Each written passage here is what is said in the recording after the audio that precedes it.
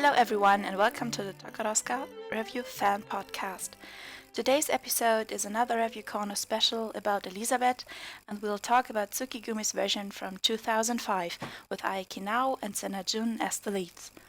My name is Jeanette, and with me is Caroline. Hello, Carol. Hi. And we want to talk about the 5 main roles, which are Detod, played by Ayaki Nao, Elisabeth, played by Sena Jun, who was an otokoyaku back then, Franz Josef, played by Hatsukaze Midori, Luigi Lucchini, played by Kiria Hiromu, and Crown Prince Rudolf, played by Ozura Yui, and Sophie, played by Mimi Andri. This version was also kind of special because it was Ayaki Nao's tight-end show and Sena Jun's first full-time Tsukigumi show. And after Ayaki Nao left, Sena Jun took over Tsukigumi and became top star. So let's start with the cast. Let's talk about Detod first. Yes. Carol, what's your impression about Ayaki Nao as Detod? Something that is was very interesting for me about this version at first was just how different the visuals are between the poster and what actually ended up appearing on stage, especially for Detod. Yeah. Obviously, they were trying something new with the visuals at the time. Like, you see, the wig is quite different than what they had done up to then. I think that Ayaki's Now Detod was the first one to have like something dark in the hair, to have black in the hair. Yeah. But even then, like, if you look at the poses, it's really like, how can I say, it looks like this kind of graying kind of hair. It's a weird shade of like gray black. And I really like how it ended up on the stage version. It's more like curly, with more separation between the gray and the black. It was a very interesting design for the Toad. Also because Ayaki Nao is one of the more androgynous on the feminine spectrum of the otokoyaku. So with the really long hair and the kind of wavy long hair, I think she's also one of the most, like, not necessarily feminine, but like one of the most like on that side of the androgynous spectrum looking at otokoyaku, which made her Detod really interesting for me. Yes, I agree, actually. And what I also really liked is about Saiko's way to portray Toad was that she already did a lot with her hands. Mm-hmm. She was a very sneaky Toad.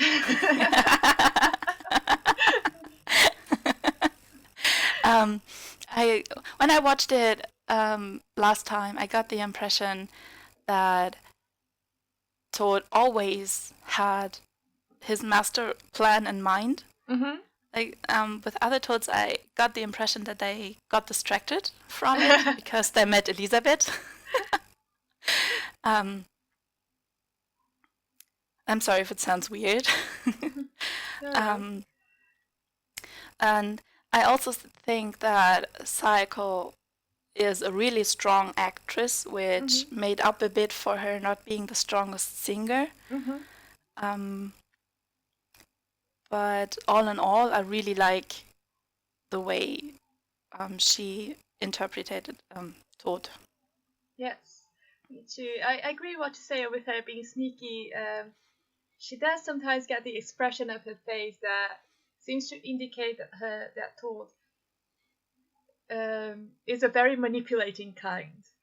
Yeah. And there are, I think, like, for me, one of the moments, the most recent one I watched was the Seishuraku version that is like the last day in the from the Tokyo run. And I was paying attention to her face a lot when I was watching it, and I think like the moment when she looks the most gleeful is when she's manipulating Rudolph. Like, her scenes with Rudolph, always, like, Ayaki Nao always has this kind of like little smile on her face that's always like, yes, come to me, child. I know what you mean. Like, yes, come into my trap. Yes. Oh, finally, my plan works. Like that. Yes. And I got the impression that she was a rather vindictive that thought. That like the whole thing with Rudolph wasn't necessarily because they thought like Rudolph or saw anything in Rudolph that he could use, but it was most because like Elisabeth turned him down, and their thought was like, "Oh, I'll show you what happens to people who turn me down." Yes. Like, for me, Sayoko's their thought is that guy. Oh my god. Yes, but I get your point, yes. And I also have to agree with the color scheme they picked for Psycho's Mm-hmm. Tod. Because I always felt that the other Tods had a color added Mm-hmm. to their color scheme, but Psycho was just plain black and white mixed Yes. with some silverish accents, Mm-hmm. and I really like that. Yes, me too. It really suited the mood that she seemed to be trying to go for with her acting. Yes. Yes. Okay, should we move on to Elisabeth? Yes, let's go. Okay. Elisabeth was portrayed by Senna Jun, who was an otokoyaku while she was part of the Revue, and she was also the first otokoyaku who got to play Elisabeth. Mm-hmm. And it was, in my opinion, it was pretty amazing that she managed to hit the high register with her Mm-hmm. low otokoyaku voice. Mm-hmm. I remember I watched the rehearsal videos and thought, oh my god, she's not going to make it. And then I watched the actual DVD recording and was positively surprised. It Mm-hmm. was so good. Yeah. And I also like that with her, they got rid of some of the ruffles and ribbons on the dresses. Mm-hmm. It suited her more than Mm-hmm. the costumes they used in the previous versions. Mm-hmm. And I also like that Asako never seemed to be that much of a child as Mm-hmm. grown up Elisabeth. Mm-hmm. Um, she portrayed Elisabeth as a young woman well, um, but I really like that there was also an obvious cut between the young girl from Mm-hmm. Bavaria and the Empress of Austria. Yes. Yes. I agree with a lot of what you said. First, the vocal aspect, which is already hard when you already are trained to sing in a higher register, I think. And to have to go from like years of training to be an otokoyaku and then be told, okay, everything you learned until now, forget it all. I got the impression that she wasn't trying to match the Musumiyaku register, that she was just singing a bit closer to her natural voice than some of the Musumiyaku do, which for me make this a very beautiful Elisabeth, like vocally. I really I really love to listen to her Elisabeth because of that, like not trying to hit those notes that are usually a bit too high. Yes, I know what If you you know mean. what I mean, like it's closer to the German original in the key that she's singing in. Yeah. And I think that she was also what you said about her playing an older Elisabeth. I also think that she, even in the child period, the way Asako portrays Elisabeth is this Elisabeth who might have grown up a bit faster than most children, like she's still a child, but she's also aware that she's a young woman, that Mm. she's already become aware of some things that like as you grow older as a woman you usually encounter. Um, but I think that her playing Elisabeth as especially in the first act is a fairly strong-willed, strong-minded person. Like even in her Ich gehöre nur mir, the Watashi dake ni, the song where Yes. she, right after the first time she tried to kill herself. Even that it doesn't feel like someone who is desperate or broken, but even the suicide attempt felt like something coming from a strong person, if that makes sense. Yes. And to me, that make the second act when, like, her son dies and like all the horrible things start happening really close in succession. Like she's traveling around the globe, no place of her own. Like the whole scene in the mental hospital. Mm-hmm. It made all that more powerful because it felt like she was chipping away at this like strong facade, and you could see like not weakness, but you could see like that she was getting really tired and that she couldn't be strong all the time. If that makes Yes. sense. It does. It does. I know what you're talking about. And you mentioned the moment when she's grieving over Rudolph's loss, or Mhm. the loss of Rudolph. Mhm. And when I watched the DVD recording, and she gets rejected by Todd, Mhm. um, I remember that other actresses actually cry in that Mhm. moment, Mhm. but it's only you can see the tears, but Mhm. they don't sound that convincing. Mhm. And Asako is just really crying in desperation. Yes. It was so impressive. Yeah, It's and like, you okay, oh my god, girl, don't cry. breathe, breathe. Yeah, breathe, exactly. Yeah, it's because I also think there's a really great contrast with the first act when she goes to choose death, like when she has the knife. And at that moment, it feels like she's choosing death more as a defiance than a wish to escape and to die. Whereas in the second act, like she's lost her son and she feels like she's lost everything. She feels a horrible sense of guilt about a part she might have played in Rudolph's decision to commit suicide. And Mm.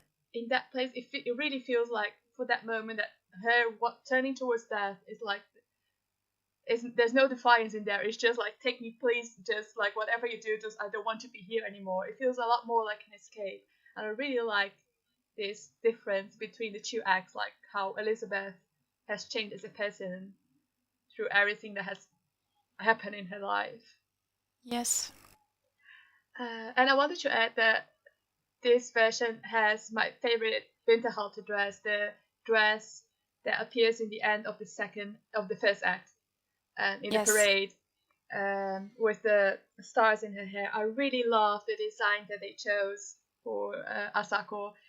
Part as you mentioned, that less ruffles, but I just really love the off the shoulder design. I think it's very elegant and it suited her so well. Yes. Yes. I totally agree. Asako is really, really pretty as Elisabeth.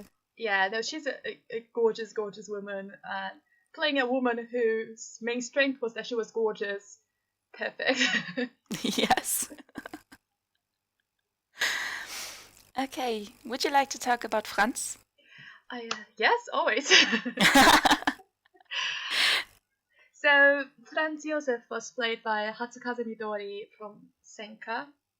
And I mentioned it before in the 2002 version as well, that although it messes up a little bit with the troop dynamics when they bring someone from Senka in a show like Elisabeth, that doesn't have that many like main roles that like appear a lot throughout the show. Mm. I always like it when they bring Noto Koyaku from Senka to play Franz Josef, because I feel that it helps in portraying the relationship between Elisabeth and Franz Josef, the age difference and the difference in worlds they come from and different levels of experience. Yes. Gaichi was a very charming Franz Josef. She has like the Prince on the White Horse face going on. Yes, she does. She totally does. She's like every time she smiles, I just like, oh. That being said, I felt that Franz Josef was not someone who was in love with Elisabeth. Like that he might, like, even from the beginning when, like, they're doing the body show scene and he's singing about her amandel eyes and her lips like strawberries. It feels more like this kind of infatuation of that you might have to when you see a pretty girl and you're like, oh, she's so beautiful, but more a protective way than an in love way. Yeah. That makes sense. Less of a crush. Yes. It was more of, well, if I have to marry someone, I want that one. Yeah. Rather Yeah, than, I know no, I what you must mean. have her. And I feel that repeats itself throughout the show in their interactions, and in part also why their marriage does not quite work out is a lack of emotional empathy on Franz Josef's part in this version. Because he cares for his own way, but I mean, Gaichi's Franz Josef seems a lot more aware of the whole emperor thing, and very aware of his duty towards his country, probably being more important than his duty towards Elisabeth and towards, like the marriage as a relationship, romantic relationship, rather than just what it is, like a marriage because he needed to get married and produce children, because it was part of his duty. So when Elisabeth comes to him and like, Franz, help me, he's like, okay, I get what you're saying, but I mean, my mom knows what she's doing. Like, trust her. So it's like a very logical approach to their relationship. Yeah. That being said, I always had the impression that Gaichi's Franz was kind of happy to have his mother around to guide him a bit. Because I had the impression that Gaichi's Franz was really insecure with himself, and probably that's also why he was a bit lost when he had to interact with Elisabeth. Like, okay, she's crying. What am I supposed to do with her now? Where's the manual with this? Yeah. Oh no, that's mean. No, but I mean that's what I get. Is like his mother was always like his manual, like the guiding light. Yeah. And in the marriage part, it was just something that his mother had not taught him how to deal with. Yes. They're like that. Yes. And I really liked the scene when Franz comes to Elisabeth's room and asks to spend the night with her because he is tired of everything and just needs some comfort. And when she slams the door in front of his face, he looks so lost, like a puppy. Yeah, but that's something that Gaichi is really good at. Gaichi does amazing puppy faces. Yes, she does. Especially with someone like Franz, which when you look at him, like, especially in this musical, it's like, you can't always agree with the choices he made in his life. And it's like, Franz, could you stop looking so cute? I'm trying to be judgmental here. That's true. I think also something that was pretty powerful in this show is that Gaichi is a very good singer. Yes. So they made her songs with Senna-jun, with Asako, also really, really good, really nice to listen to. Yes. Okay. Let's move on to Luigi Lucchini, the guy who murdered Elisabeth. And Kiria Hiromu was in charge to portray this culprit. I can't put it in another way.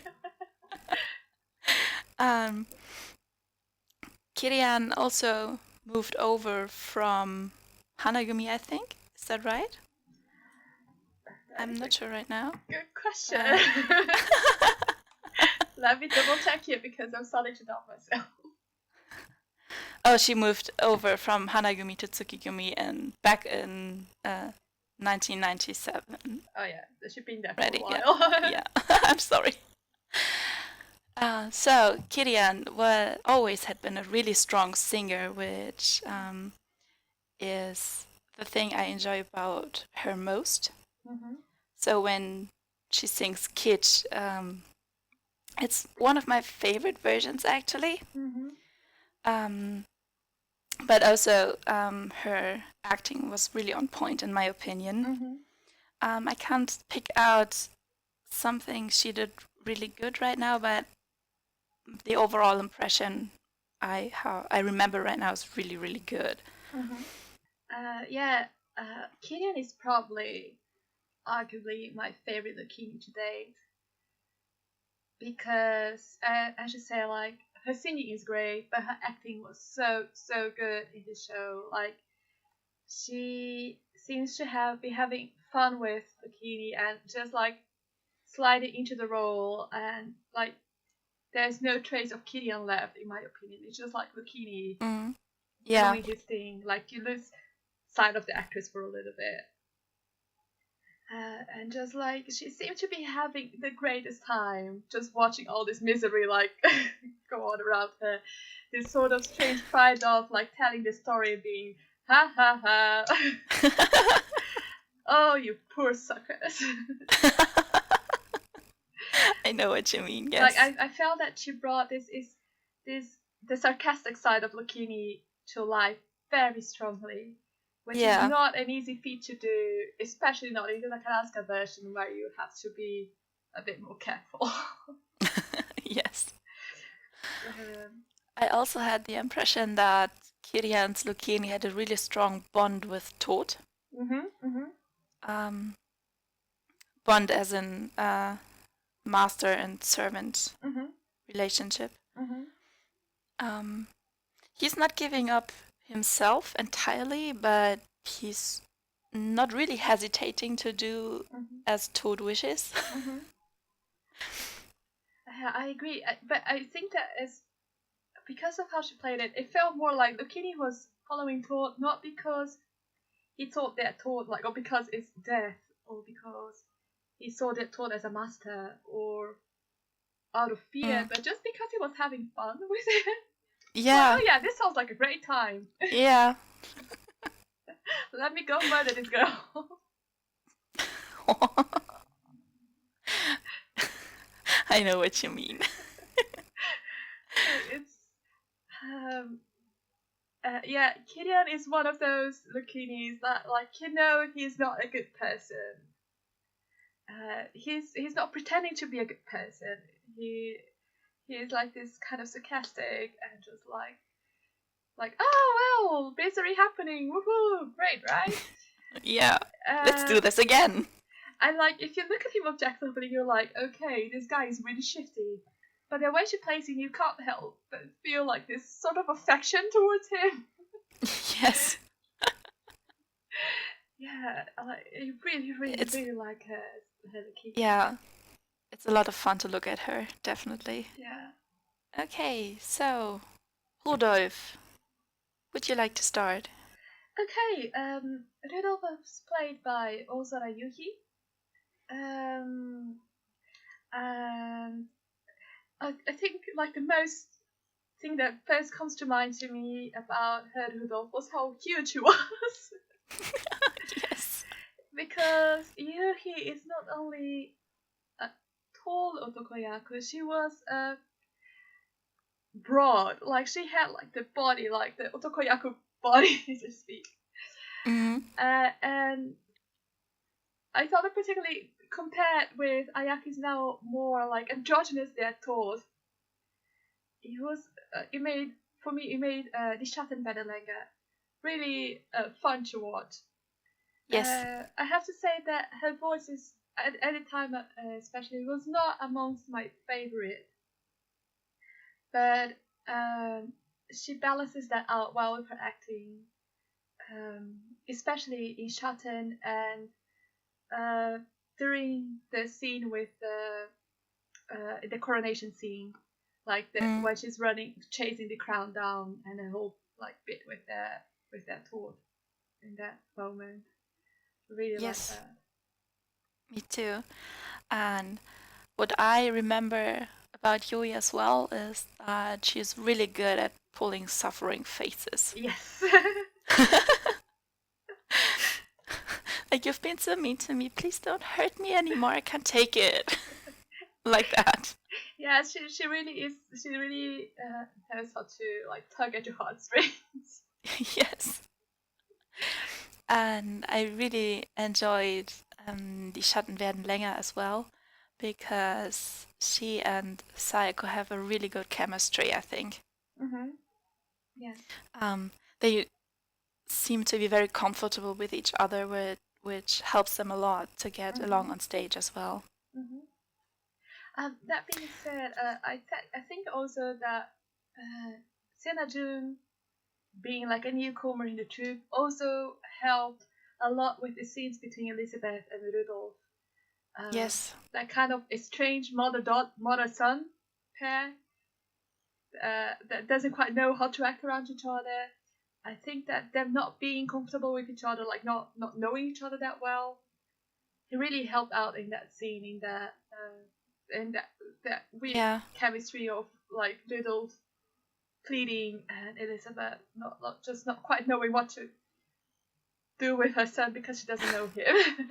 Yeah, but I think it's not that they didn't know each other well, but probably because they haven't seen each other for a long time. Mm-hmm. Because Yuhi and Asako used to be classmates and Mm-hmm. best friends.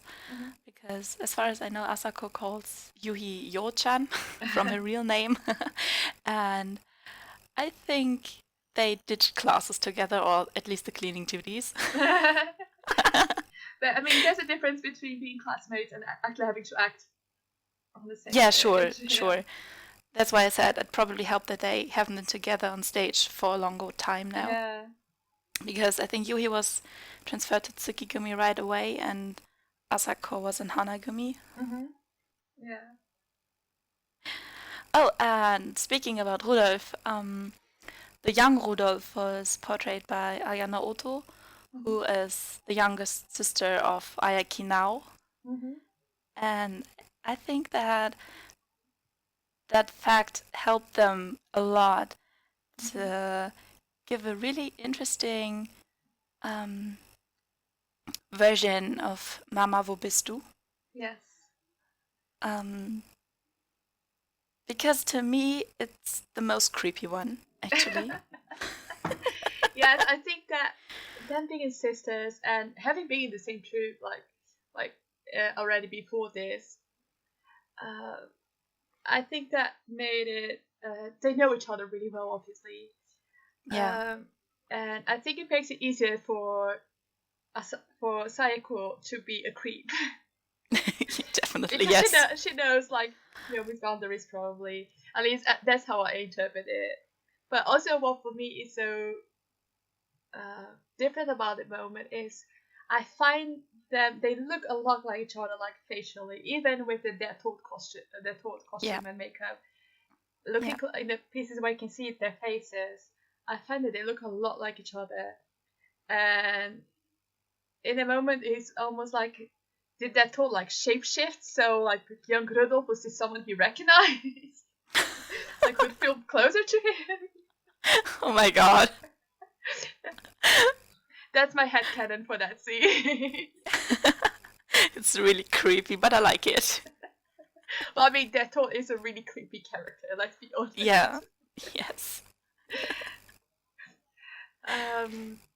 Yeah, that was definitely also a very interesting point. Yes.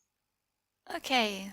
Shall we talk about Sophie and Yes. Mimi Andre now? Yes. Um, Actually, I don't know a lot about Mimi Andre, but I really liked her Sophie Mm-hmm. because she was really strict, Yes. and but not that bad kind of strict, but Mm-hmm. she seemed to be a nice person if you obey to the rules, Mm-hmm. but as soon as you don't obey, beware. um, and then she turned out a creepy side. Yes. And she's also a really strong singer, in my opinion. I Yes. loved it when she sang. Yes. I agree. Like she is a very intense Sophie. Yeah, intense is the right word. Yes. I don't know if it had anything to do with this being her last show in Takarazuka before she retired. If she just like went all out with it. But she was a very strong Sophie. A very like whenever she appeared on stage, I just kind of leaned back in my seat, like like you're kind of Don't afraid get of her near looking. me. Yeah, I'm kind of afraid of her looking directly at the camera because it feels like she could see you. Yeah, very intense. Yes. Yes. And it's interesting because what we were saying before, the whole like getting the impression that Gaitis Franz Josef enjoyed having Sophie as his guiding light, like having her tell him what to do. Mm. I felt that Mimi Ali's Sophie really enjoyed telling him what to do. Yeah. They feel like a very well balanced pair, like seeing it together, because you get this impression that they both are at peace with the way their relationship are and what it's leading to. That they both have some kind of maybe unspoken agreement over how the empire should be run, and this unspoken agreement is that Sophie is right. That sounds about accurate. And her voice was really, really amazing, which is always a delight because Sophie is a very difficult role to sing. And I love it when they give it to some powerhouse Muswayako who just kills it, and Mimi Henry definitely did that. Yes. And Mimi Andri also got to be the étoile for the parade part. Yes. I think because it was her last show. Probably, yes. But also, I mean, she has the voice for it, so it was well Yeah, yeah. as well. Okay. So, have you seen the Shinjin Koen version of it? Not recently. Me neither. But let's talk about it anyway. We can give it a try. I apologize to our listeners, this will not be as detailed as we would have liked, but at least I sadly did not have this recording. I watched it with someone else like ages ago. Yeah, me too. So apologies for that, but we will give it our best shot. Yes. So the cast was as followed. Der Tod was portrayed by Aoki Izumi. Elisabeth went to Yumesaki Nene, who became top star of Hoshigumi later, together with Yuzuki Rion. Franz Josef was portrayed by Mano Sogata, Luigi Lucchini by Ayana Oto, Rudolf by Ryo Masaki, and Sophie by Shirosaki Ai.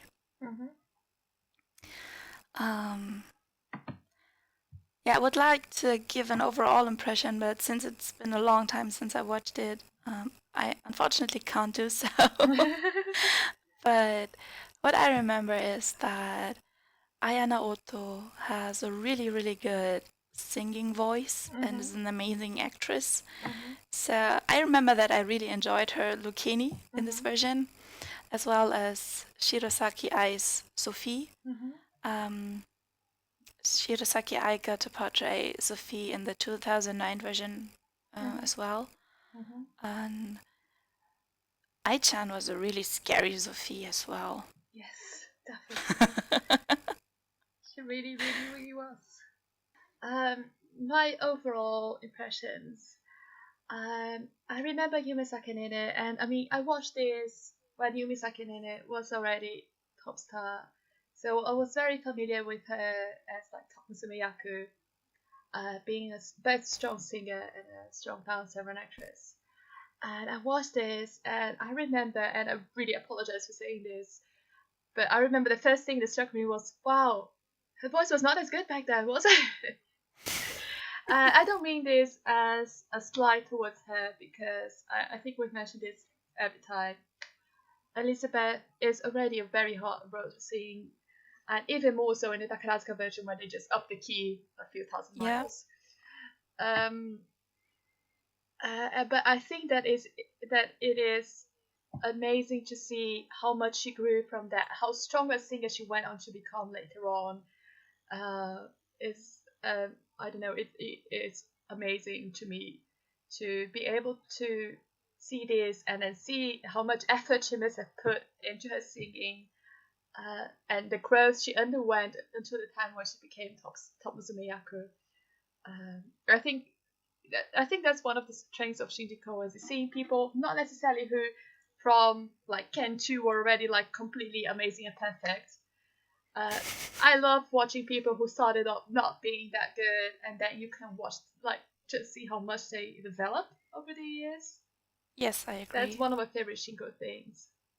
So that for me was that made me appreciate Nene a lot more. Having seen this, but that being said, like her acting was great. Like she was a very beautiful and marking Elisabeth. Yes.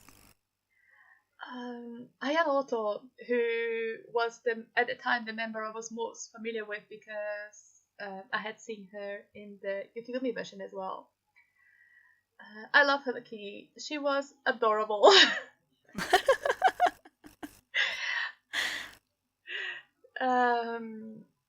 Yeah, she sounded great, and I love that she seemed to be trying to have fun with the role despite its difficulties. It didn't always come off as well, but I love seeing her trying to at least not imitate Kian, but at least just like have fun with what she was doing, despite like the enormity of what Lokini is as a character, especially in the Shinko. Yes. And Iyomasaki as Urudo was adorable as well. I sadly have very little memory of her performance, and I deeply apologize for that. People who have seen this more recently or more often than I have, please leave your thoughts in the comments. But I do remember that just like she came on, I was like, oh my gosh, she is precious. Someone protect her. Oh, that's really cute. And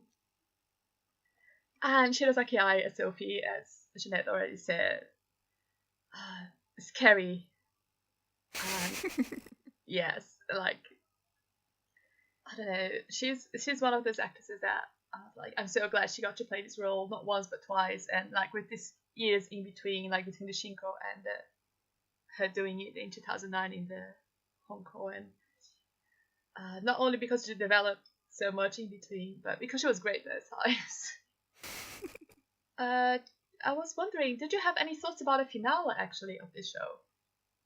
Yes, I actually like the final and the parade part of the show. Um, Again, I was happy to listen to Gaichi's voice once Yes. more because Gaichi pulled that part off so well. It gave me um, thrills. It was really good. And for the Otokoyako dance, I really loved their costumes because it seemed more simple and the uniforms were in a lighter color than usual, if I remember right. I agree with your comment about Gaichi singing. It was also not only like it's great to hear her singing again. It was great to hear her smile. Like after 2 hours and a bit of horror and torture, it was wonderful to see like a trait for Gaichi smile. As said, she's really charming. Yes, it was a really beautiful rendition of Aitoshi no Rondo. And I really, really like Otokoyako dance, but also the pair dance, and especially the costumes that looked for it. I thought it was an interesting choice in terms of what they did with Saiko's wig for the pair dance. Yes. I would have thought they would have like put it up or like hid it somewhere, like pinned it, or it was interesting to see like more flowy hair than Elisabeth. Yes. And I really, really like the costumes. I imagine that it must have been a bit of a challenge for Senajun to dance the Elisabeth part as like a Yeah. Mizuno. But she seemed to have a lot of fun, Yes. to be honest. She really enjoyed it. Yeah, and it was great to see them smiling as well a little bit, or at least like Yeah. seeming to have fun in a non-murderous way. Yes. Yeah, it's like for me, Elisabeth is not a happy end show. I know some people see Gertrude and Elisabeth being united in the end as like a happy ending kind of thing. It is not my personal interpretation of it, so I always appreciate the finale a lot because it's the moment of okay, I can be happy again. Everything's alright. Everyone is smiling. Yes. Yeah, it's good to see them like that. And I think it's also like how can I say it? A really nice moment also to see how different the actress is from the role she's playing, since they play the finale more as their stage name self than the role. But what makes the Elisabeth finale always so interesting is because their thought usually is sort of still their thought, and in the pair dance especially. Yeah. Yeah. It was funny to see that the chemistry had completely changed in this version, like during the pair dance, in comparison with what they had been doing throughout the whole show. Yes. Like Senajun seemed to be a little bit more the boss. Yeah, that's true. I think there might be a bit of the otokoyaku coming out, like, no, I want to leave. Yes. So yes, I really like the finale for the show. Me too. Okay. Yeah, so I think that's it for this time. Thanks so much for listening, and if you have anything to add, please just leave us a comment on the website or on Tumblr, Twitter, or Facebook. See you next time. Bye bye. Bye bye. Many thanks to Michael B. and the Arcanum String Quartet for their wonderful arrangement of Sumire no Hana Sakugoro. And thank you, listeners, for enjoying our podcast.